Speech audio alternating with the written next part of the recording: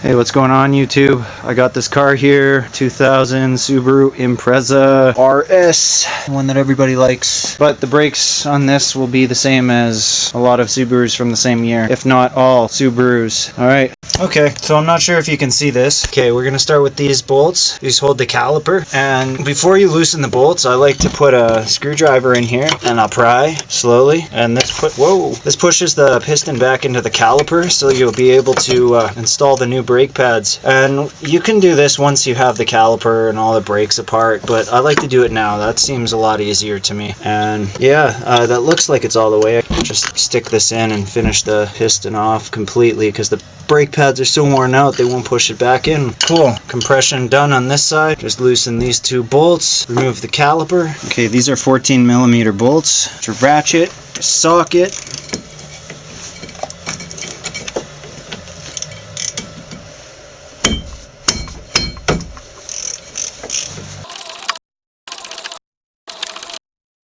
At some point you should be able to get it just by your fingers. And since we're doing the top one on the left side, I'm going to leave this in a couple threads because when you undo the bottom bolt, it's going to twist the caliper out, and you can pinch lines. It's most likely not going to do any harm, but it's a good idea, good practice. I need a short socket for this. Okay, so here's my stubby socket. This one won't fit in between the sway bar link and the bolt for the caliper, the lower bolt for the caliper there. Now I've already taken the top bolt out too far. You can see what happens there. We'll just get that back in. One, red. See these, the threaded portion on the slider here is indexed, so you have to push it against the caliper. You don't need a wrench or anything. In fact, if you use a wrench and try to tighten it down at this angle instead of this angle where it's indexed into the caliper, then you're really going to mess up your slider. That's a whole other problem. Onto the lower bolts.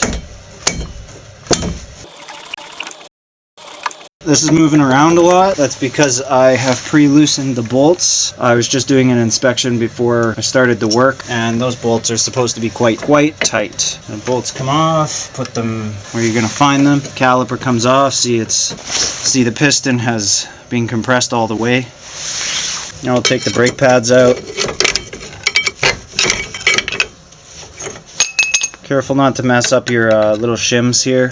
Not all new brake pad sets come with them. No, this is kind of weird. See, I have a brake pad. It's down to metal on metal, right? Completely worn out. And this other pad, hold on a second.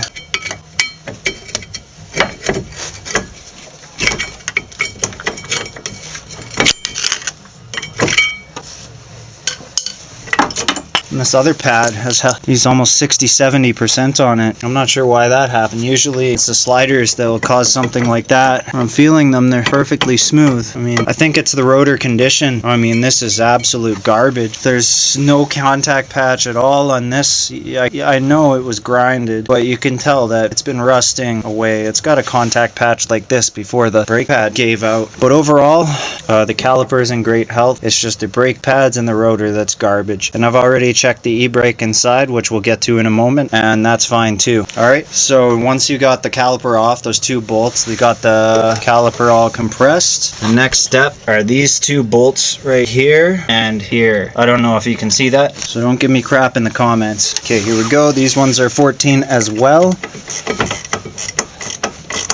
These ones will be much tighter than the other bolts. And when you go to install it, remember how tight it was. These should be pretty tight. I don't think you're going to be able to get them tight enough with a ratchet this length. Unless you have a pry bar or a hammer, which I don't really like. I don't like hitting my ratchet with a hammer.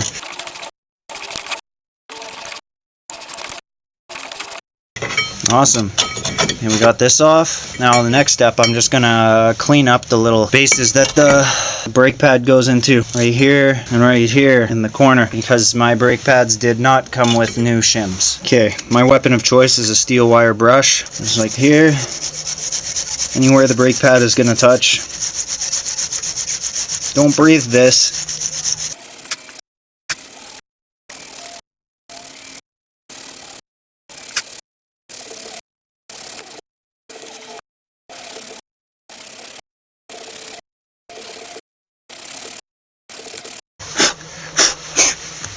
Clean.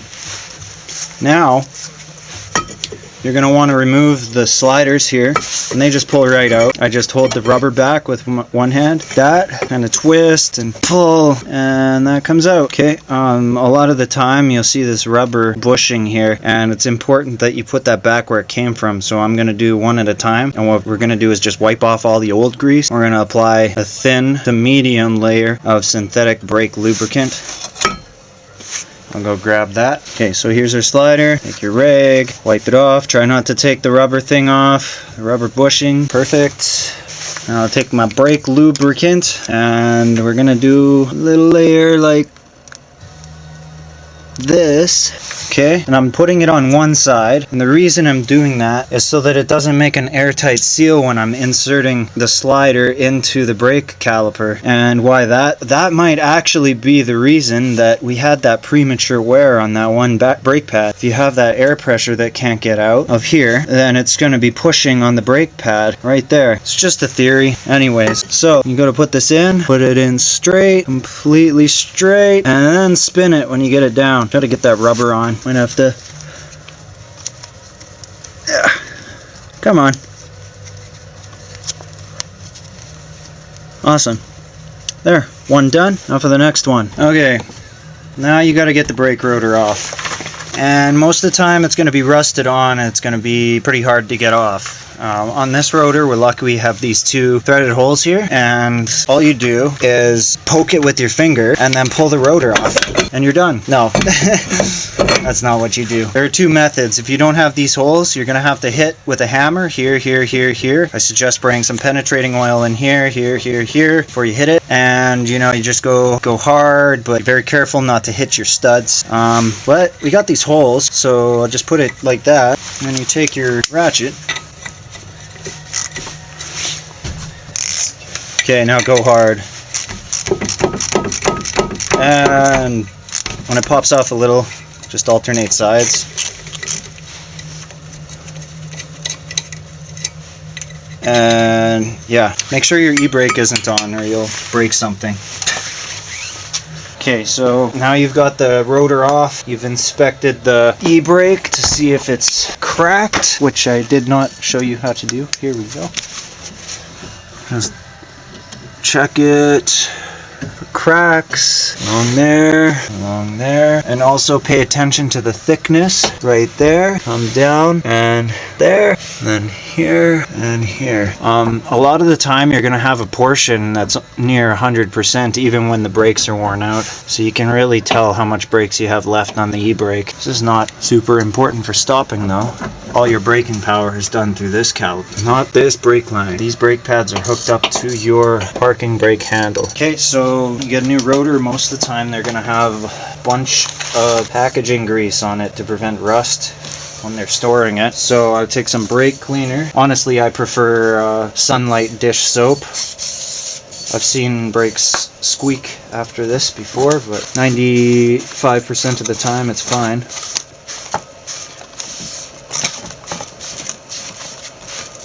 Okay, put a little bit on the rig. Make sure to wipe off in here too, because that's your emergency brake or parking brake. No need to be politically correct. Change the term for e-brake to parking brake on all the inspections to avoid liability.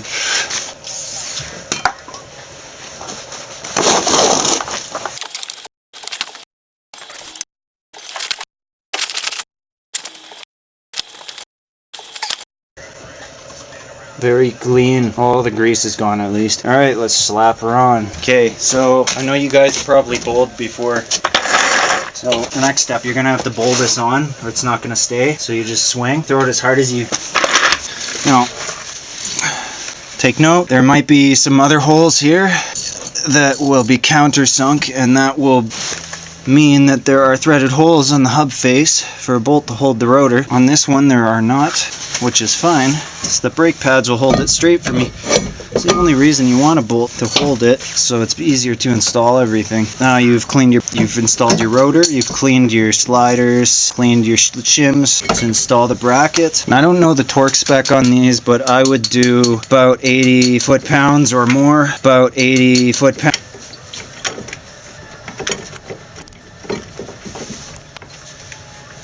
then ratchet that shit on.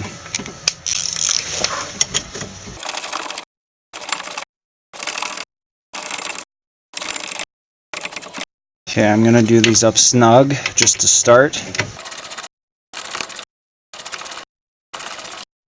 Okay, so I got this mini breaker bar here. This will be for the bracket bolts only, not the caliper.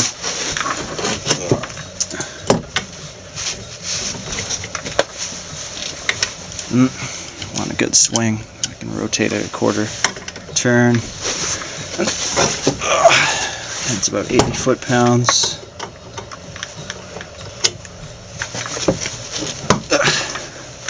Okay, we need a 16th of a rotation. Rotate the socket a quarter turn.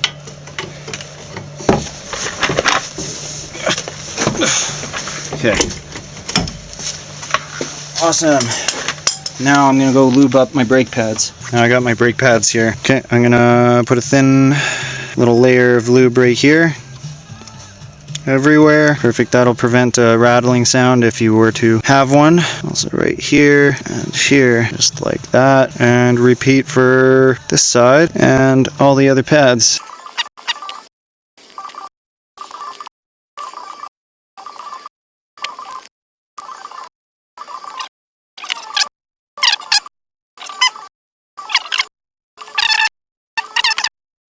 Okay, most brake pads are going to come with the little squealer here. And what that does is scrape your rotor when the pad gets low, and it lets you know it's time to change your brake pads. And this one will fit on the back side of the rotor, but since you can't see it, I'm going to show you the front first. Alright, put one side in there, one side there. Done. I don't know if you saw that.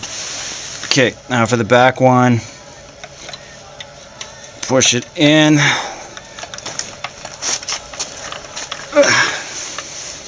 There we go.